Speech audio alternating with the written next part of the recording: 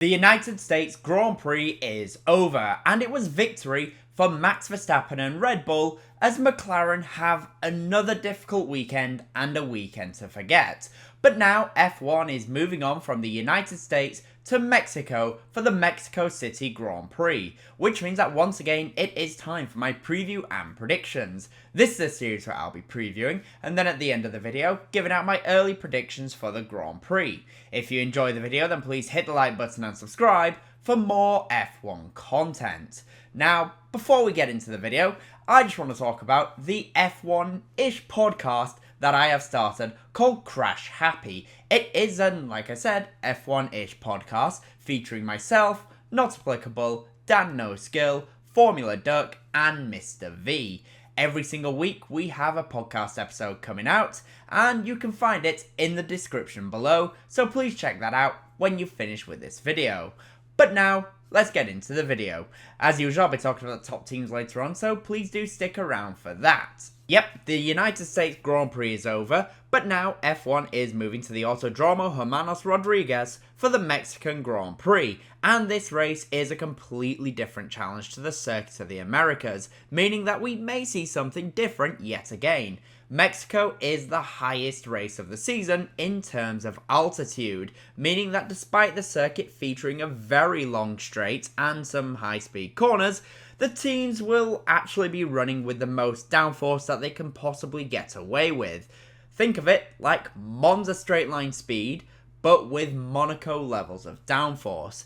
Because of that, expect the teams to still be reaching 350 kilometers per hour despite having maximum rear wings. But how is this possible? Well, because of the higher altitude, the air density is lower, and therefore there is not as much drag being produced. The altitude also means that the engines do produce less horsepower, but with the turbos and the energy recovery systems, the engine power loss has been somewhat mitigated. This does mean that we do sometimes see some different performance levels as well from power unit suppliers. In the last couple of years, for example, in general, Honda-powered cars have been very strong at this circuit. Racing Bulls do tend to have a better weekend, and we've seen Red Bull win here quite a lot. Just ignore last season, where Max was collecting penalties for fun. Alongside the high-speed corners and long straights, there is also the very tight infield section at the stadium, where the majority of fans will be. For the Mexico City Grand Prix, Pirelli has once again opted to change the tyres from last year by going a step harder with the hardest tyre in an aim to increase the chances of the drivers using softer tyres and therefore hopefully creating more pit stops in the race. And you can see that as the hard tyre is the C2 tyre, the medium is the C4 and the soft tyre is the C5. I think going to the C6 has been pretty much abandoned because, well, there was too many issues in previous races. Last year, there was a total of 21 pit stops as everyone went from the medium to the hard tyres. The idea in mind is that by making the hard tyre even harder, it would force the drivers to use the softer tyres and hopefully get some more pit stops.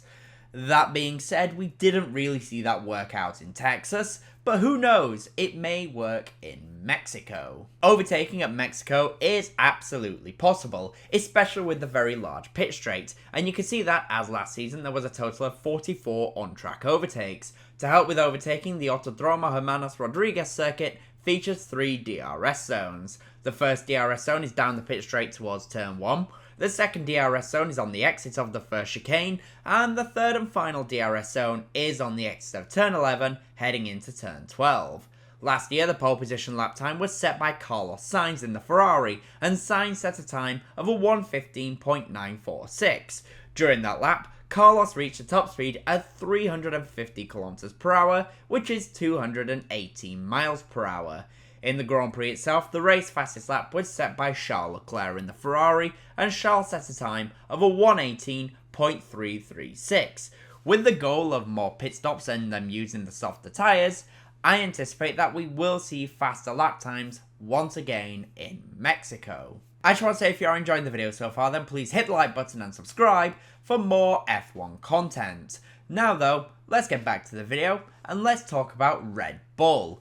For Red Bull and Max Verstappen then, the weekend in Austin, Texas, to be honest, could not have gone any better. Max Verstappen won the sprint race and the Grand Prix pretty easily, and now Max has gone from 104 points behind after the Dutch Grand Prix to just 40 points.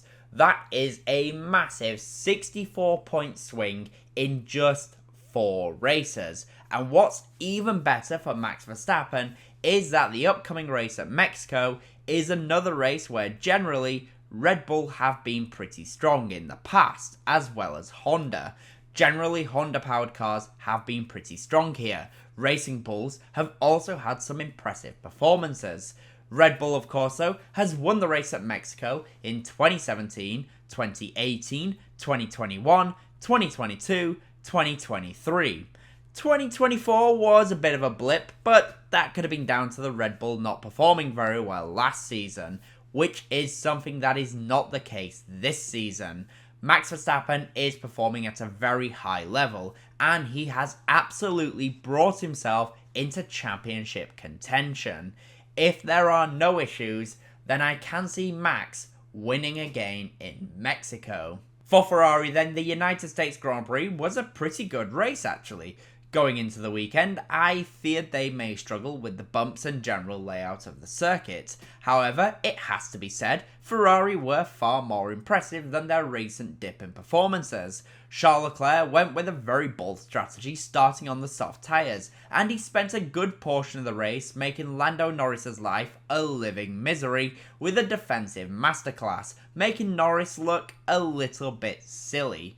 Teammate Lewis Hamilton also had a good race, but Ferrari had a lot of lift and coast once again for Hamilton, which cost him pace and performance. Also, he destroyed his soft tyres right at the end. Going into Mexico though, this could be a race where Ferrari have a better race. They won here last year, and the layout is one that should suit their car quite nicely. And if it does, it very much could bring them into the mix, and I think we could see them fighting for podiums and generally making McLaren's life pretty miserable. That is, of course, if they don't have to do a lot of lift and coast once again. For Mercedes then, the United States Grand Prix was a bit of a come down to earth after some very strong performances. The hot weather looks like it may have hurt them a little bit more than expected, especially after winning in Singapore, which was also hot, but I guess the tyres don't overheat in the same way due to it being a night race. George Russell finished in 6th place, and we heard from Russell something that I think very sadly is very true, which is that it's so difficult to overtake now in F1 that you tend to finish where you qualified unless you absolutely send it early on in the Grand Prix. Teammate Kimi Antonelli finished outside of the points, but it was partially down to being spun out by Carlos Sainz, and also not having the best tyre strategy. In Mexico, I think Mercedes could be okay, but I don't think they will be as strong as Max or Ferrari. Finally then for McLaren, it was another difficult race and another awful result, which makes it feel like somehow the World Drivers' Championship is going to slip away from them without something happening to Max. Lando Norris did have an okay Grand Prix, but we saw his weakness when battling Leclerc. All race long, Lando was trying the same moves over and over and over again, and well, the result ended up being constantly the same, which is something we've seen before from Norris. Think back to Miami, for example, where he made a meal out of overtaking Max Verstappen due to trying the same thing multiple times. In the end, he did get past Leclerc, but it cost him any chance to race Max, and Lando needs those points as he is currently P2 in the standings. Teammate Oscar Piastri frankly had another weekend to forget. I thought Baku was his low point, but honestly, this felt worse. The sprint race did see a big incident, but then in the Grand Prix, he was just bad. Piastri had very little pace, and he was really struggling with the tyres. Early on in the season, I praised Oscar Piastri for improving his race pace and his tyre management, but in Texas it all just fell away from them, and now they are in striking range of Verstappen. As I mentioned, Verstappen has closed over 60 points in 4 races, and there are 5 left to go. A few of those races are not good tracks for McLaren, and Mexico, in my opinion, is going to be one of those tracks that's not that strong for McLaren. The long straight is going to hurt them, as we've seen at Monza and Baku. They are going to need to put a lot of work back into the 2025 season if they want to secure the Drivers' Championship. Lando Norris is the informed driver, but he is behind Oscar Piastri in the standings currently. And, well, Oscar Piastri just needs to pick the pace back up. He was doing so well, and I've had so much positive things to say about Piastri this season, but in the last few races, he has really let it slip. And honestly, it's just not good enough. Now we are at the business end of the season. But with that in mind then, what are my early predictions for the Mexico City Grand Prix? Well, I think that the top midfield team and midfield driver will be Liam Lawson in the Racing Bulls, which is something I don't think I've really said a great deal about. I don't think I've really talked about Lawson that much at all this season. But yeah, I'm going to go for him to be the top midfield team and midfield driver. But what about pole position? Well, for pole position, I'm going to go for Max Verstappen and Red Bull to take pole. But what about the top 5 in the Grand Prix? Well, in P5, sadly, I'm going to have to go for Oscar Piastri in the McLaren. P4 will be Lewis Hamilton in the Ferrari. P3 will be Lando Norris in the McLaren. P2 will be Charles Leclerc in the Ferrari. Maybe that's some of my Ferrari bias, but I am going to go for Leclerc to finish in P2. And I'm going to go for Max Verstappen to win the Mexico City Grand Prix and really bring himself into the hunt for the 2025 Formula 1 World Championship. But those are my thoughts. The question is, what do you guys think will happen? In the comment section down below, please do let me know. And of course, as always, comment, leave a like and subscribe for more F1 content. Thank you all so much for watching.